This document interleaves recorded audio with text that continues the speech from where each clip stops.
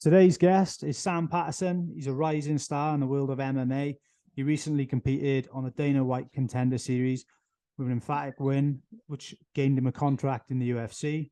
So I'm glad to have you here today, Sam. Looking to hear more about your future and what your future plans are. But first of all, thanks for coming on, mate. Thank you very much for having me. I appreciate it. Yeah, no worries at all, mate. So I seen your performance and I thought, we're definitely have to have this guy come on in the future. And with UFC London coming up, I thought it'd be a good time to have a chat with you. I don't know if that's something you're looking to aim at. That's it's definitely what I'm aiming at. Obviously, I've got no contract yet, so I can't say whether I'm definitely on it or not. But Yeah, it would be great to come home and fight back in my hometown after so many years away. So it makes sense, really. I wanted to fight before the end of the year, but it never come around. The cards were all fully booked, so if I've waited this long, I might as well wait an extra month or so and get to fight back in my hometown. oh, mate, I bet that would be an amazing feeling as well, isn't it? So just to like take it back a little bit to get to know a little bit more about you. Yeah. How did you get into MMA? Where did it all begin for you? Like to be fair, I grew up watching fighting movies. Like me, I had four brothers, four of us, like including me. So we grew up watching fighting movies and beating each other up on the daily. So yeah, well, that's how it really started. And then my little brother actually decided to go to an MMA gym, try a session out, and then come home and told me about it. I went along to that session and I never looked back. And I was like 13, 14, and I just started soaking up knowledge really quickly and Yeah. fell in love with it because I had no other like dream of doing anything else. You know, like I was. Am I allowed to swear on this? Is it all right to swear? Yeah, yeah, A mate. bit of a potty mouth. Crack on. Yeah, so yeah, I was like pretty shit at school. Like I didn't care about anything else apart from sport. So once I Yeah. found MMA and started turning up to sessions, that's all I cared about. And yeah, never looked back since. What sort of age was that, mate? I was 13 or 14 when I went to my first MMA gym, and So nice. well, That's like prime time, isn't it? Where you can kind of go down one path or choose another, really, in life, isn't it? Because you start to get yeah, more influenced by friends and things at that sort of age, don't you? exactly. Once you start hitting like 16, 17, you start going out partying and stuff. But by that time, I was already competing. So I was head down and I stuck at it, you know, like, I didn't really have, I went out and partied a little bit and stuff, but I was pretty dedicated from a young age and knew I had my first competition when I was 16. And I knew from that point on that I was like, I wanted to take this up full time. So Yeah. I dedicated everything I had to that. And yeah, so it was really perfect timing, falling in love that early with it. I seen that. Wait a minute, let me just double check. I seen an article. Your parents got you into MMA to keep you off the streets. So do you think that's a path like you may have gone down if things didn't go the way they did? Is Yeah, that kind like of like a regular occurrence around where you live, or? yeah, like where I live, it was just boredom. Like kids on the street, we had nothing else to do. Like we'd cause trouble because it was fun. Like you'd cause trouble, the police would chase you, and you get a chase out of it. That's what it was. Like it was nothing serious, nothing like gang related where I live. It was just kids having nothing else to do but cause trouble to get a bit of an exciting police chase or something like that, you know. And Yeah. I feel like I got out of it at a pretty good time because some of the guys obviously went on to do more like serious stuff that got in more trouble, you know. So Yeah. yeah, I think my parents nailed that, like stopped that in its tracks by putting me into MMA because by the time I was 16, 17, I was fully focused on training, not going out causing trouble and doing things that the other guys were doing, you know? Yeah, mate, definitely. It's a good focus to have, isn't it? And like I kind of grew up in a quiet area, and like you say, if anything, because there's not a lot to do, you get so bored that the only things you can think to do when you're with your friends are things you shouldn't be doing. Exactly. They are the most And fun, but at the time, I'm not gonna lie, it was pretty fun. Like it was just silly little things. But as you get older, you realize you can do a lot more. Like anything, like you're selling drugs and stuff. As you yeah, get a bit older, you start taking a bit more risk, and the rewards start coming a bit more. You know. But when I was doing it, it was just little shitty thing. Yeah, like just little police throwing stones at a police car so you get a police chase or something silly like that. You know. yeah, yeah. I Yeah, know. Yeah, that's it. Standard sort of things, isn't it? yeah, I think you've got to kind of go through them things as a youngster, haven't you? Just I think everyone kind of goes through that stage. Or if you if didn't, yeah, you're I probably believe in the house a bit much. But yeah. Otherwise, like today's era, like they're never out the house. They're always in the house playing video games and stuff. They don't get out. Like yeah, I'd be out all day. Like on the weekend, I'd be out on my BMX all day. Like from like 8 in the morning, I wouldn't come home till whatever time I had to be back. You know. So I was yeah, exactly it's the same, different mate. kind of eras. As you can tell from trying to watch me set up this setup that I'm probably not the best man to technology. Not tech savvy. Yeah, so I need to work on that a little bit. Maybe I need to pull like a, well, I've actually got a guy here behind the camera who's trying to sort all that out for me because I am useless. We got there in the end. That's the main thing. We got there in the end. So like, when did you get the call to go on Dana White Contender Series? How did that come about? So I was actually they called and spoke to us after I beat Felipe Silva. The guy was in the UFC, and then I fought him and knocked him out in the first round. So I actually got the call then, and they were interested in me going on. And I think I was like 6-1, and I was under contract with Brave. So at the time, I didn't get the release, and I was still fighting with Brave. They didn't want me to go, and kind of was like a blessing in disguise because at the time I thought I was ready. Like I was 6-1. I just knocked out Felipe Silva, who was in the UFC. I thought I was the man. I'm not going to lie, but I hadn't faced all them different styles that I needed to face before getting to the UFC. So I went on like another 3-4 fights, fighting Dagestani wrestlers, world champion strikers, and being able to beat them gave me the experience I needed. So when my contract come to an end and the Dana White's Contender Series call come, I was more than ready. It wasn't kind of like a shock factor. I knew it was always there. And yeah, when I finally was able to take the opportunity, I grabbed it with both hands. Oh, mate. Yeah, and you did for sure. But like when you were sat down then waiting for Dana White to announce who got the contracts, was that like a nerve-wracking moment for you? Were you thinking, fuck, did I do enough here? Is he going to sign me? I like always, there's always that in the back of the head, but I was very confident that because I went for a bit of adversity and showed a bit of like, I weren't just like beating the guy up and then got a finish or a lucky punch. I lost the first round. The guy was aggressive, put everything he had into it and couldn't get the finish. And then I come back. It was an exciting fight in the fact that it wasn't all one-sided. And it wasn't a boring one-sided fight. Like, it's not like I dominated him from start to finish by taking him down non-stop. He put it on me and I come back and got the finish in the second round. And if you go off my previous fights, I'm always looking for the finish. And I believe that's what Dana's looking for, to be honest, finishing, because that's more entertaining for anyone. I think he likes that grittiness as well, doesn't he? I think he likes to see someone who's maybe been through a bit of adversity in a fight and comes back. I think, and I think generally in life, everyone kind of loves like a redemption arc, don't they? Where someone kind of is losing a little bit and then comes back. Everyone loves to see that story, whether it's in life or whether it's in a fight. And I think definitely UFC, they love that, don't they? Because it sells a story more. I mean, you look at like a Justin Gaethje fight. Like that's a war all the way through, isn't it? And then when he comes through, you're like, wow, you didn't know if he was going to win or not. Yeah, exactly that. And you don't want to have them kind of wars or anything like that. I think it was the pressure, like the opponent I didn't know much about. And it was very hard to prepare for someone you know nothing about. You just have to adapt on the fly. And it took me that first round to find out, like figure him out and then get going. So you don't want to be having, I'm not the kind of fighter that wants to be having wars. Like, especially, I don't mind having them now I'm in the UFC because at least there might be a bonus at the end of it. Like a 50 grand bonus is it's worth having the war for. But if you look at my whole career so far, my whole game plan and what I do is I try to hit and not get hit. Because if you're having wars before getting to the UFC, when you finally get to the UFC and you're fighting the best of the best, you're going to be half punch drunk already. So I've done pretty well so far at being like hitting and not getting hit. I just believe the unknowing of my opponent on the Dana White's Contender Series made me deal with a bit of adversity, but it played in my favor because when I was sat in the chair waiting, I was pretty confident that I got the finish. I showed adversity. And like you said, everyone loves that story and he likes to see a true fighter. And I believe I am.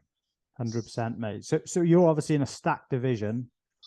Where do you see yourself amongst that division and how do you see like your timeline of trying to make you like, what's your future goals? Do you see yourself as like UFC champion or where do you see yourself? Yeah, like it's actually kind of funny because I never had any, like my goal was getting to the UFC.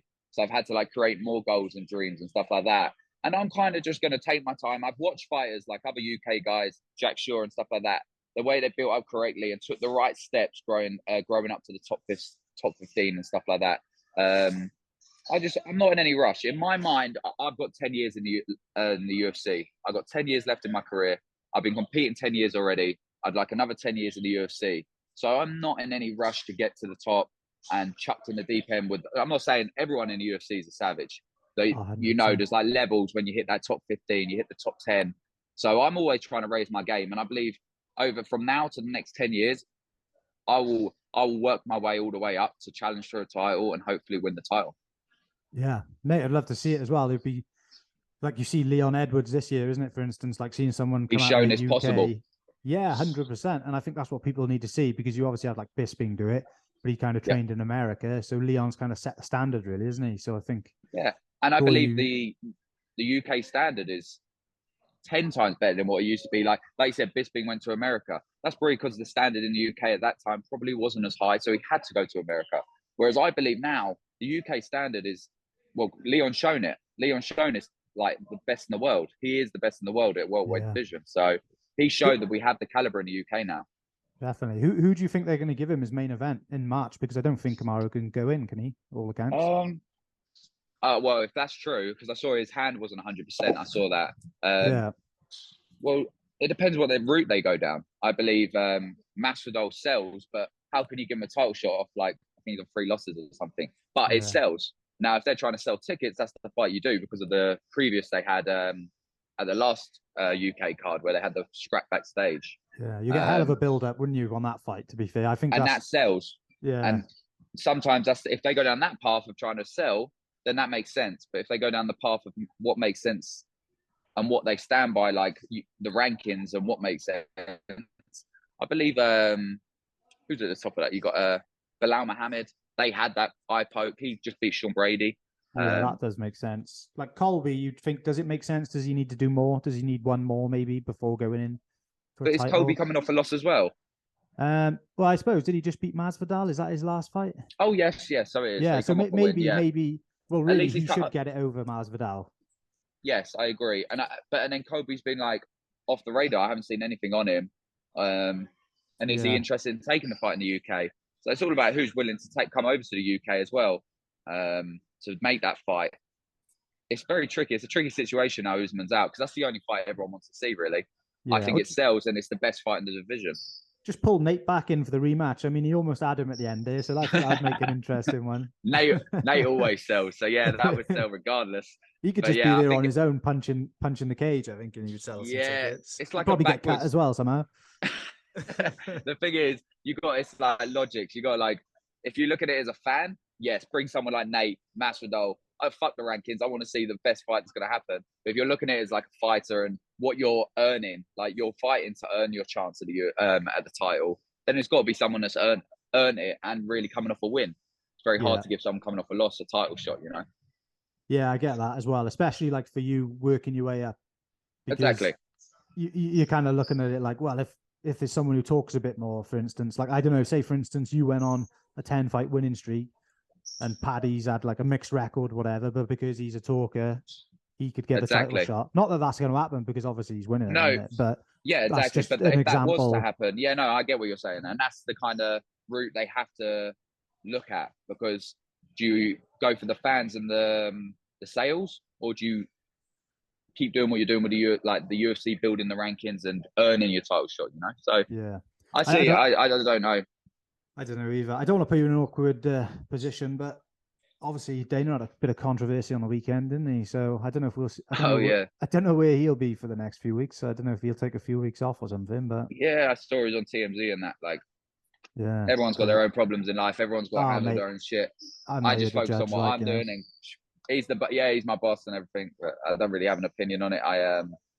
I'm solely focused on me and my life. You know. Yeah, that's what you're pretty mad. Mate. So how old are you, Sam? 26, is it? 26, yes, 26. Got kids and misses and all that, or no? I've got a missus. She supports me 100%. As do I with her career.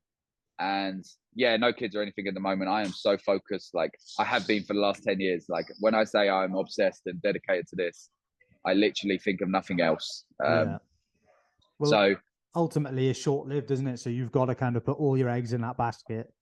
And it's that's too do. risky not to. Exactly. Like there's plenty of time for kids and life after this. Like fighting is such a short window. Like it seems like such a long window when you're in it. Like it feels like goes on. Like feels like. But when I hit 36 and I retire, if I retire at 36 and it's over, I've still got to double my life and like maybe more. Hopefully, you know, like it's such a short window. So if you really want to maximize everything out of it, you got to give everything. And that's what I'm doing. 100%, mate. So is it I like to kind of do this with people to see, who's coming up in UK MMA. Is there anyone in your gym like you think we should look out for in the near future? Yeah, we got like a few amateurs and stuff coming through. Like it's crazy because some of the amateurs give me some of the hardest rounds I've had in the gym. Like we have pros as well, but really I believe it's just whoever wants to be consistent. Like it's not about like we have talented guys in the gym, but if they're not consistent, they're not going to get to where I believe they can go. So sometimes it's not always the most talented guy in the room. It's like the guy that's the most consistent. So yeah, we got a few guys coming up. Don't I want to don't want blow to any name of a their couple. heads up. I don't want to throw. Yeah, I don't want to shoot like get them too big before I go beat them up in a minute. So yeah, just we're gonna build them up, and there's a lot of guys like even the pros. We're all trying to build each other. Like the guy that walks in for the first session, I will be in the room with him because if I can make him as good as I am, I'm only going to get better. And that's our kind of mindset in our gym. We don't kind of like, oh, it's your first day, you can't train. Like we're trying to build everyone. This sport is growing, so just keep growing. Without bringing up anything negative, I see like looking back for your record. Obviously, you got the one loss. That was quite early on in your pro career. Like, did that change anything for you after taking that loss? Because all I've seen since then is greens and W's. Yeah. It's like it was the worst thing to ever happen to me, if that makes sense. Like no one wants to lose, don't get me wrong, no one wants to lose, but once you lose, it goes two ways. You could obviously start folding and keep losing, or you learn from it and fix those things that you thought. Like I thought I was invincible. If you look at the fights before my loss, it was all greens as well, and a lot of amateur fights, like a few amateur fights. So I thought I was invincible. I thought I could just run through anyone, chin in the air. If you watch that fight, there's other circumstances behind that fight, but I thought I was invincible, and it took that fight to like kind of humble me and make me realize to respect the pro gloves and the pro game. And yeah, now everything every fight I have and every win I've had, I'm back in the gym Monday as if I lost. Like I don't celebrate like I go away and celebrate a win. I'm back in the gym fixing the minor little things, so I don't ever lose again. That is my mindset, and really, it's thanks to that loss. So maybe it might be a negative. It's not a negative to me because I look at every fight like that fight, so I never lose again. Yeah. And I think, mate, that's like a trend through life in itself. When like all the bad things that happen in life, all the hard things that happen, all the losses for such, they are the things that will actually make you change. You don't change when everything's comfortable and when everything's going well. You only change when you're either really motivated by a goal or you're in a lot of pain through something. So it's only through that you will ever make the changes necessary to be who you need to be ultimately. I agree with that, and I believe that it depends on how you do it. Like and I believe it can make everyone if you just have the right mindset towards a loss. 100%. So, have you got like a name or someone in mind for March? No, I haven't.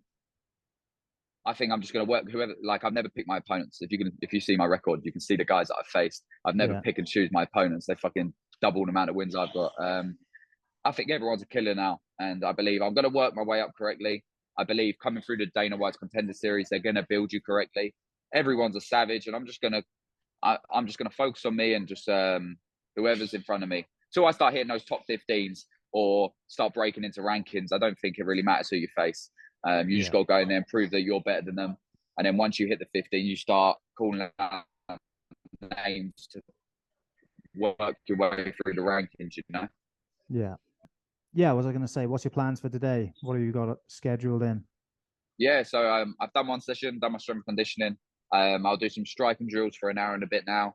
And then I'll come back tonight and do a CSW session. So I stick to about 3 sessions a day. One of them, my own session, like a cardio or strength session, and then 2 training sessions. I'm just getting the body fine-tuned and ready to start training camp. Yeah, brutal, mate, brutal. I don't know how you guys do it. I see like Jack's schedule. I just think, I don't know. Obviously, if you could, you can see with your own eyes that I'm no athlete. So, man, it's just the mindset. I think a lot of it.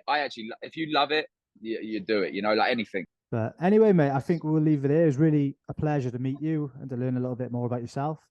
Maybe in the future we'll have you on in person if you ever fancy a trip down to Wales. Definitely. Like I'd love to come down and train at like Shore MMA as well with Jack and the team. So Yeah, definitely. I appreciate you having me on now, and hopefully next time we'll be in person. Definitely, mate. And also, Jack wanted to apologize that he couldn't make this one today, so he did. No worries, no Give a problem. shout Maybe out. next time. Next time we'll do it in person. That's probably. Definitely, mate. 100%. Hey, thank you very much, Sam. Have a good day, mate. And yeah, good luck on March if you get on London. Thank you very much. Cheers, Appreciate it. Thank you very much. Have a good day. Bye bye. You too. So cheers, our next guest, as you can already see, I'd like to welcome him to the podcast. He's a true inspiration. He come back from a career-threatening injury to making his way back to being the Cagewarriors champion once again with an emphatic win on the weekend. I want to welcome the Baltic gladiator, Modestas Bukauskas. Is that how you say your name? Just so Mate, that was perfectly pronounced. Well done, you. My man. I had to listen to my man Howell Chaplin on the weekend, to be honest with you, to get it nailed down. But yeah, thanks for joining us, mate. Yeah, thank you so much for having me on, guys. Yeah, really appreciate it. So I just want to touch on, obviously, like you were in the UFC, got finished by Roundtree at the bad knee injury. Like, how was it coming back from that? It was a very long road. It was a lot of really dark times, you know. Already when the injury happened, I went into that fight 10 weeks prior with I had an MRI done and everything, and I had 2 meniscus tears and about 75% of my ACL already torn going into the fight. And you know what it's like as a fighter. You know, you need to make money. You know, it's such a big opportunity. You know, there's so many different things that are like kind of on the line. And obviously, I was still training. I was doing my physio around it. I thought, obviously, you know, it'll be able to hold up, and unfortunately, it didn't. So it was already like kind of like compromised. Even. Yeah, exactly. Even when I was in the changing room, I remember, and this is like when they call you and they say, "Listen, Modestas, you've got like 2 minutes before you're out." And I remember like my knee started like clicking, and I couldn't straighten it, and I was like, "What the fuck?" I had to literally kick the wall as hard as I could, and then I like locked it back into place.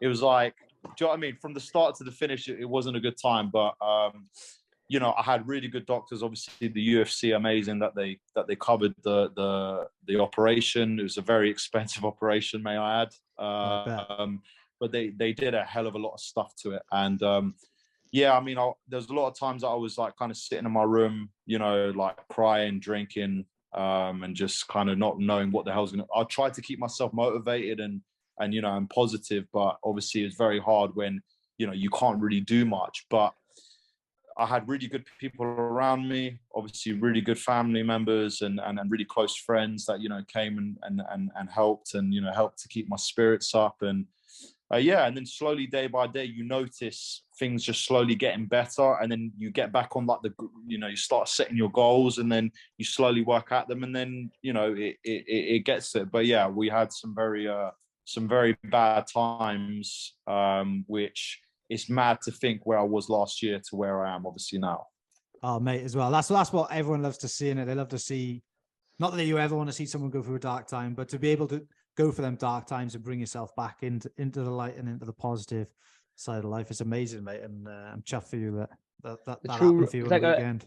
It's like the Rocky story, and every time it's 100%. It's great, like seeing someone really excel, but to see someone excel after a bit of a tough time and a bit of a, like you said, going through a dark patch, or even just coming off an nasty injury, or even coming off a loss, to see someone then bounce back from that, it just makes it all the more sweeter to watch.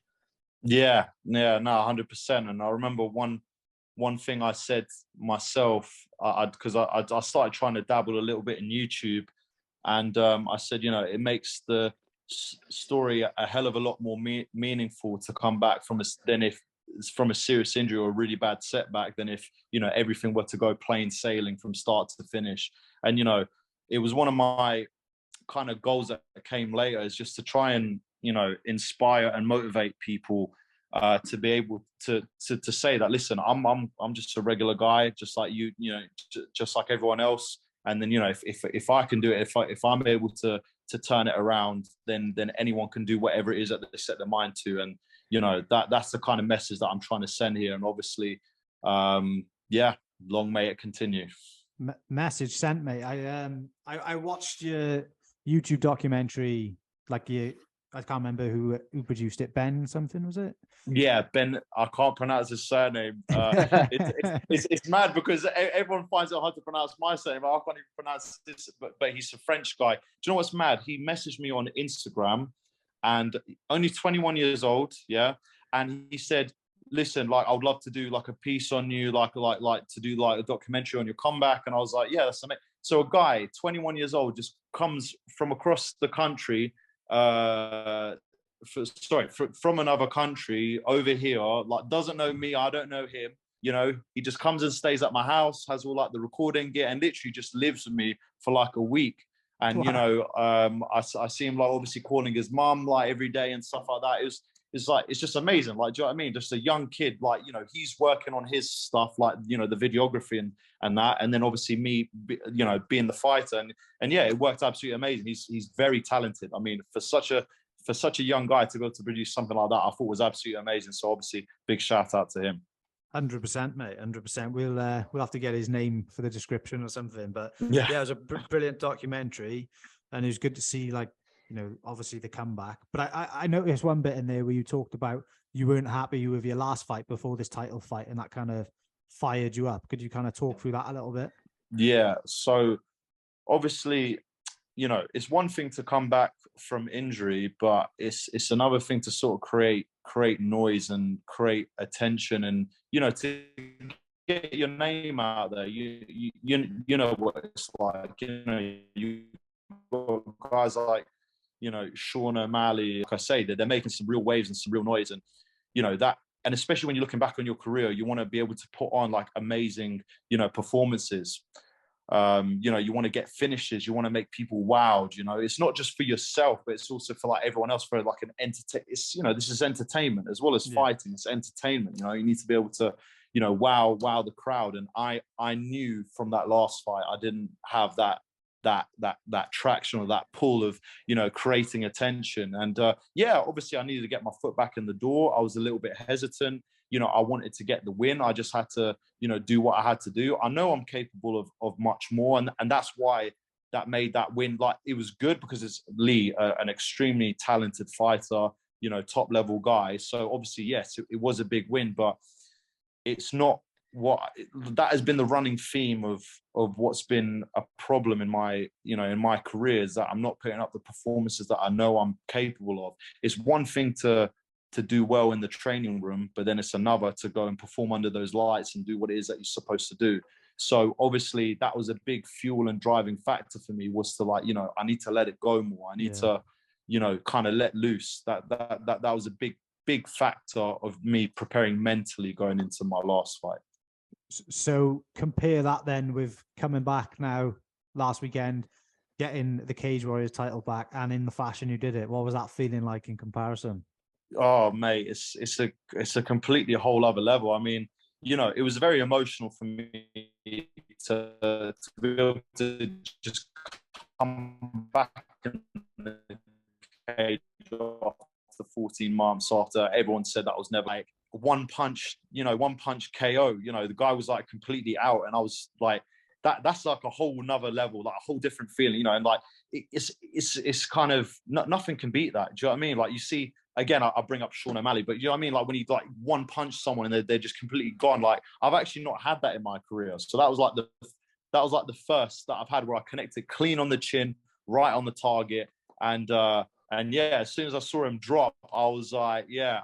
And it was mad because, again, you visualize, you kind of already speak things into existence in your own head. And then when it finally happens, and like, it was already predetermined that I was going to do the backflip and jump over the cage. I already knew that was exactly what I was going to do. And that happened all so naturally. So yeah, it was a great feeling to get the finish.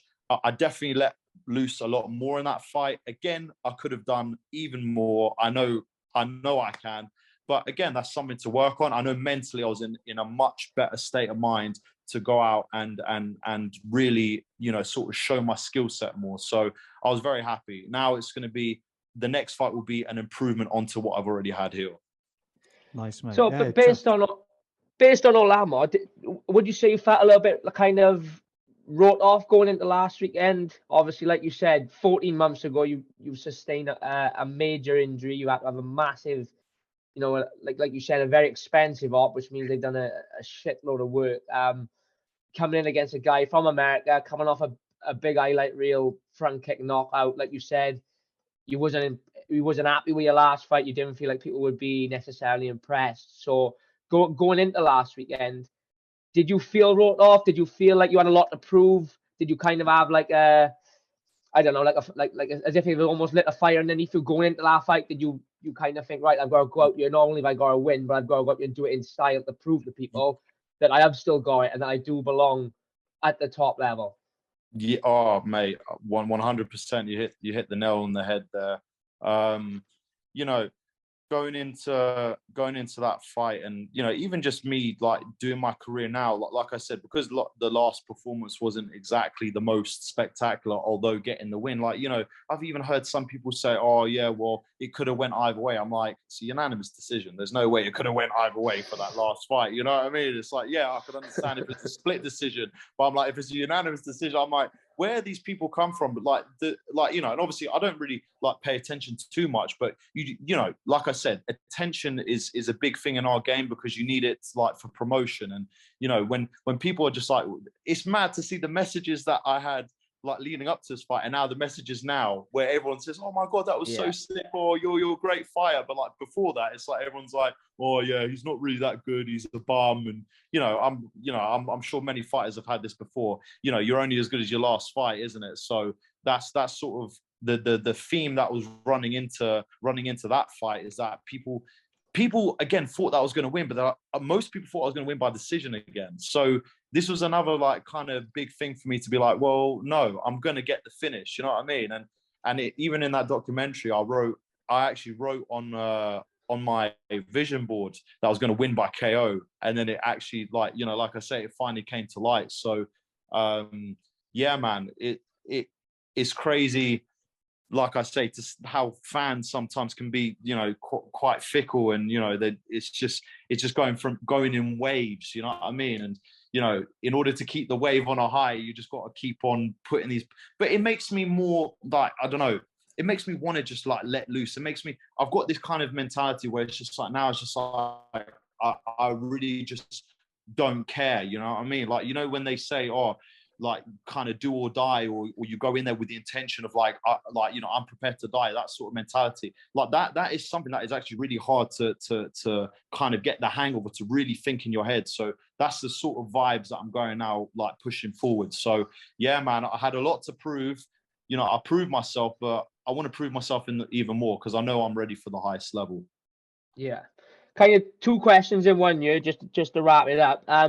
So what's next? You know, are you going to take a little bit of a break? Do you want to get straight back in there and keep the ball rolling? And obviously, the question everyone obviously wants to know, you've got the title now.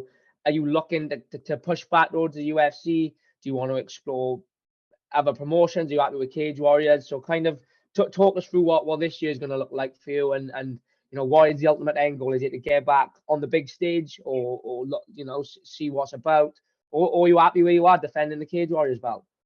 Mate, I wanna be fighting alongside you on another UFC card, brother. Do you know what I mean? We need to get back on there and start getting these wins in, you know. So, mate, honestly, that's obviously where my heart's at. You know, I wanna be back in the UFC. I do 100% know that skill set wise, I am ready for that level.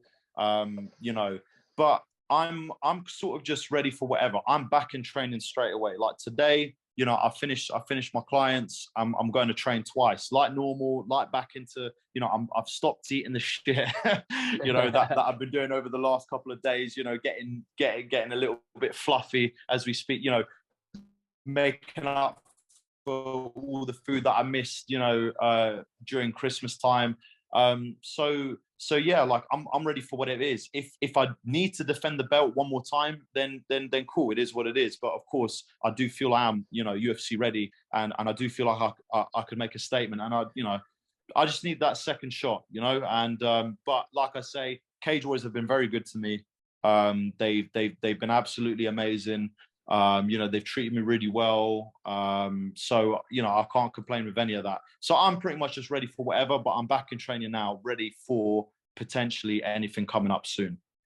Any contenders in the division you sort of see yourself fighting next, or is it kind of whoever, whenever? Yeah, like, do you know what? Someone asked me this before, and yeah, I would like to actually call someone out, but there's no one that I know that, you know, is kind of, yeah, exactly. There's nothing there in the, like, you know, like for Christian Duncan as well, they had to bring guys from across the pond that are not, you know, that haven't been currently part of the roster. So it's the same thing for me. There's no one that's really part of like the roster right now that I can say, oh yeah, they definitely deserve a title shot. So for me, I'll just kind of like I say, kind of wait and see. Like, you know, they'll probably have to bring someone in from Europe somewhere or whatever. But whatever the challenge is, mate, like I said, I still stand by what I say. I do believe I'm UFC ready once again. Yes, for sure. One little thing I wanted to ask from a personal side, I see a lot on Instagram you're training with Will Curry now, Drago. How did that come about? Obviously, very good fighter himself. He's on a tear. I think he's on a tear as well now in the middleweight division. Now Duncan's gone. I wouldn't be surprised to see him jump in and fight for the belt. So how did that come about? Did you kind of know each other from before? And how are you finding, obviously, training with another young, hungry up-and-comer who's, you know, maybe not on the same path as you because you've been to the UFC and now you're working your way back there. But in terms of career-wise, you know, you've got the belt. He's on the verge of fighting for the belt. Yeah. How you find that? Is that good? A good? I can imagine that's a good push for you both mentally, physically. You know, getting good training, but can pull each other up as well. Yeah, no, 100%. Like the great thing is that I think it almost creates even more of a story for people watching at Cagewarriors. You know, you've got two fighters that are you know, like in the same corner every single time. So it kind of creates, like I say, a bit more of that, like, you know, like more of the story, like behind the, like it gives people something to kind of maybe like see and like draw attention to. So but yeah, like I met him when I just won the belt the first time, so in 2019, I believe. Well, I think I was just going to fight for the belt. I can't remember when it was, but I remember we did some jiu-jitsu together at Hodger Grace's academy. You know, obviously I realized that he was a good guy. You know, we started training a little bit more, like we kind of done like bits and bobs and stuff like that. And then yeah, just like slowly but surely, you know, like our friendship just grew more and more. And you know, he's been a real help. He always comes stay around my house like during fight week, and he just gets me mentally in the right state of mind. Like not only I've got this amazing mental coach called Julian Van Hoven. Check him out if everyone wants to. Like, that guy's been really good for me. But also Will, like, gets me in the mindset of like that gladiator. I remember like the types of conversations we have during fight week. Like, you think we're freaking psychos. Like, do you know what I mean? Like we're sitting there talking about freaking, you know, guys, we're looking at like war videos and like talking about like the dark side and freaking Voldemort, and do you know what I mean? Like weird shit like that. But like, it's almost like, you know, kind of getting you in the mind frame to be ready to go out and fight. Like, you know, and he pumps the amazing warm up that we have. You know, I ended up bruising Will's face more than my face got bruised up for the fight. Like, I was literally, I remember I was like hitting him in the face by accident. He's like, yeah, bro, like try not to hit me in the face, man. like, do you know what I mean? He's out here trying to help me warm up, and I'm out here like smacking him in the face. So, you know, but I guess it all got made up for anyways when I landed the shots on Campbell. But yeah, nah, he's not only been an amazing friend, like we hang out and stuff like that, but he's also been an amazing inspiration for me. I worked very well with my dad and Danny, so it's just the perfect fit. You know, we're very different, but also very similar, and I think those things connect each other very well. And obviously, he's rising himself. We're great, you know, training partners that are both at the top of their game. You know, we're both similar-ish weight. I think I'm a little bit heavier normally than he is, but we can give each other advice, you know, give each other like little points. It's the same, like, you know, like you guys have down at your academy. You know, you just got, it's like a guy that like you really click well with, and then you know, like you can work certain specific things, and yeah, it just works really well. And yeah, I know that he is definitely going to be fighting for the belt soon, and I do feel he's going to go in and grab it. 100%. Well, we just want to thank you very much for your time. Obviously, we know you're busy. You know, post-fight week is usually fucking eating and chilling out. You're back in the gym. So we appreciate before dipping out? Yeah, there's a whole host of people that obviously I've got to thank. Obviously, first and foremost, I've got to thank my dad. You know, always been there by my side. Finally got him the knockout that he's been waiting for. He's like, Modestas, why are you not giving me knockouts? We trained all these years and no knockout. So it's nice that, you know, obviously I've finally managed to get him that. You know, I've got to thank obviously my stepmom, my sister Aria, who's been my jiu-jitsu coach, Hodger Grace's Academy, Danny Batten, you know, Raymond, everyone up at BST, Lucas, obviously Will Curry, massive thanks to him as well. You know, Distinct Physiotherapy, always, she got me back from this injury to make me look like the way I am now. So a massive shout out to her. Fighter Shop UK. Denison Sutherland is also another man who's been sponsoring me and helping me since the beginning, so I've got to give him a massive shout out. Prometheus Combat with the wrestling, and yeah, man, like I said, BST Academy. Yeah, man, like I've had a whole host of people that are helping me, you know, getting me towards the top, and yeah, I've got to really thank them. Like anyone who I've missed out, I'm sorry, but like I say, there's been a whole host of people that have been there for me. Like I say, through the dark times, through the good times. And yeah, this is what's causing these performances to happen. And like I say, long may it continue. Much love to everyone. Definitely, mate. Hey, and if you're you ever want to come on in person or whatever, just if you're ever in Wales, you're more than welcome to hop on. Do you know what? 100%, mate. Like I actually was thinking like I'd want to come down and do some training up there at some point. Obviously, it's just, you know, in between like fight camps, like me thinking I might have another fight soon. It's been a little bit difficult, but mate, 100%, I'll definitely want to come down to Wales, come and train at Shaw Mixed Martial Arts, and then yeah, we'll definitely get another little podcast going, mate. Yes, brother. Welcome anytime. Thank you again for coming on. We appreciate it, and look forward to your next fight. And no doubt we'll catch up with you soon. All right, nice one, guys. Nice Much one. love to you guys. Yeah, thank you so much for having me on. No Same problem, here, mate. mate. Catch you Day, soon. yeah. All right, You nice too. one, guys. All right, bye. Man.